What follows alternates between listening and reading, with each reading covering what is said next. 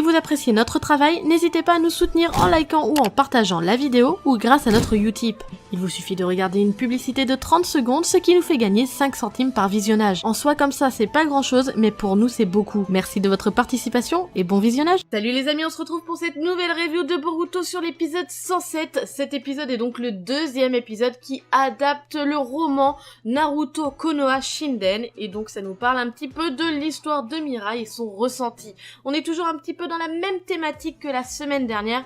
Mirai se pose énormément de questions par rapport à son père et a vraiment l'impression de ne rien avoir hérité de lui. C'est un petit peu la thématique de l'ombre de cet arc, je pense, même si là, dans cet épisode, on était face à un événement qui était tout autre. Pendant qu'ils sont sur le chemin pour rejoindre le village des sources thermales, eh bien, on voit encore une fois une discussion entre Kakashi, Guy et Mirai qui tourne autour des parents de Mirai, parce que Mirai constate qu'elle a pris énormément, voire tout, du côté de sa mère, que ce soit au niveau de sa peau qui est très claire, de ses yeux, de ses cheveux qui partent en bataille, et en plus de ça, de son poids fort au combat, le Genjutsu, et Kakashi ne va pas lui dire le contraire. Donc à partir de ce dialogue-là, on voit bien que Mirai, même si elle aime sa mère, elle aurait aimé tenir un petit peu plus de son père, parce que à défaut de l'avoir connu, elle aurait vraiment aimé être l'héritière et que ça se voie d'Azuma Sarutobi. Au village des sources thermales, eh bien, nos héros se rendent compte qu'il y a énormément de monde dans ce village, beaucoup plus que d'habitude. Et très rapidement, ils se rendent compte qu'il y a au final un festival dans le village, et c'est un festival qui met à l'honneur les chiens et les chats. Sauf que ce village, eh bien, il est séparé par une ligne blanche qui est au final la frontière.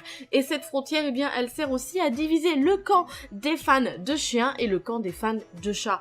Et pendant ce moment-là, eh bien, Kakashi va raconter à Mirai un petit peu l'histoire de ce village, et il va raconter une histoire qui, en gros, dit que un jour, un homme a rencontré un chien qui l'a poussé à creuser à un endroit précis, et c'est là qu'il s'est rendu compte qu'il y avait des sources, et c'est à partir de ce moment-là que le village est né. Et Guy va vouloir raconter une histoire par rapport au chat, et ça va être la même histoire que celle de Kakashi avec le chien, sauf que à la place du chien, c'est le chat.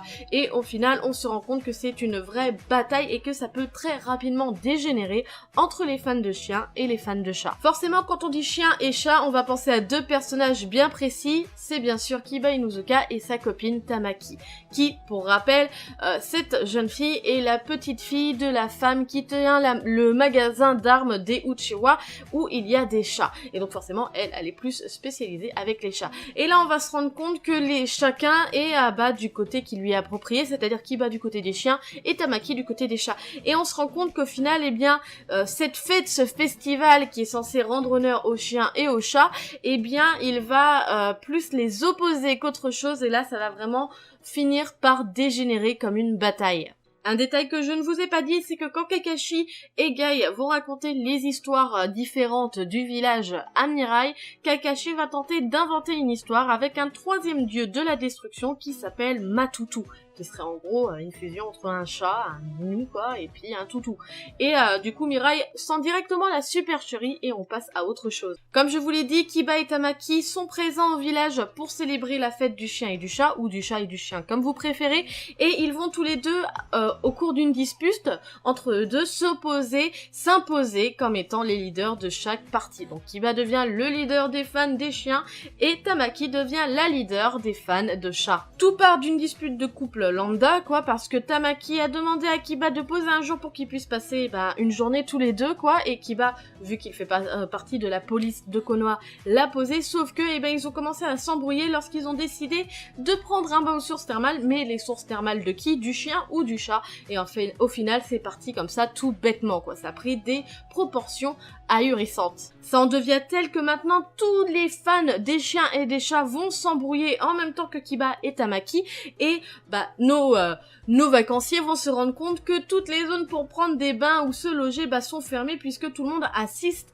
à cette opposition des deux camps. Et Mirai veut impérativement prendre un bain, donc c'est pour ça qu'elle va commencer à trouver des stratagèmes pour pouvoir réconcilier le couple. Elle va déjà tenter d'aller parler à chacun, sauf que y a aucun des deux qui veut revenir sur ses positions. Donc elle va tenter d'écrire une lettre au nom de Kiba pour Tamaki, sauf que là aussi elle va merder, ça va être vraiment énorme jusqu'à en devenir catastrophique, où il y a réellement une opposition entre les deux camps, puisqu'on va voir Tamaki et Kiba chacun sur un gros char représentant leur animal qui va donc se foncer dedans tout simplement, avec tous les fans de leurs différents partis qui vont essayer de se taper dessus. Et c'est à ce moment-là qu'on va voir l'ingéniosité de Mirai, puisque pour résoudre le conflit, elle va repenser à ce que Kakashi lui a dit avec ce troisième dieu destructeur, et elle va utiliser un sort Katon plus un sort de Genjutsu pour faire apparaître ce qui est pour elle la vision de Matutu,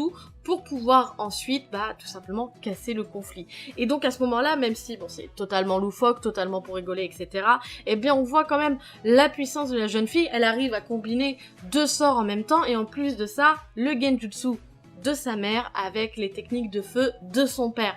Et là, honnêtement, ça a juste été énorme. On arrive à la fin de l'épisode, et là, bien sûr, ce qu'on s'attendait, c'est que Mirai va vraiment vouloir en savoir plus sur son défunt père, et on va avoir, je pense, le reste des épisodes de cette adaptation qui vont tourner là-dessus, et honnêtement, on ne peut que en être que heureux. Et mon avis sur cet épisode, honnêtement, ça a été vraiment très sympa, ça a été bien construit. En plus, le fait de revoir Kiba, en plus avec Tamaki, ça a été vraiment très sympathique. Le scénario, bien sûr, il n'y a pas de quoi casser trois pattes à un canard, forcément c'est un festival qui oppose les chiens et les chats, etc. C'est vraiment loufoque, mais honnêtement, je trouve que ça a été très sympa et très agréable à regarder, plutôt que de regarder les hors-séries basiques de Boruto où ils sont en train de chercher un hamster ou je sais pas quoi. Honnêtement, là, c'était vraiment super cool comme épisode. N'hésitez pas à me dire ce que vous en avez pensé par commentaire, comme d'habitude, si vous avez apprécié ou pas cet épisode, si vous appréciez ou pas le personnage de Mirai, si vous aimez sa quête à la découverte de ce qu'était son père. N'hésitez pas à liker, partager la vidéo, ça me fait toujours super plaisir, et surtout abonnez-vous à la chaîne si vous ne l'êtes pas. N'oubliez pas de cocher la petite cloche pour pouvoir recevoir les notifications aux prochaines sorties des vidéos. Sur ce, moi je vous laisse à la prochaine. Tchuss!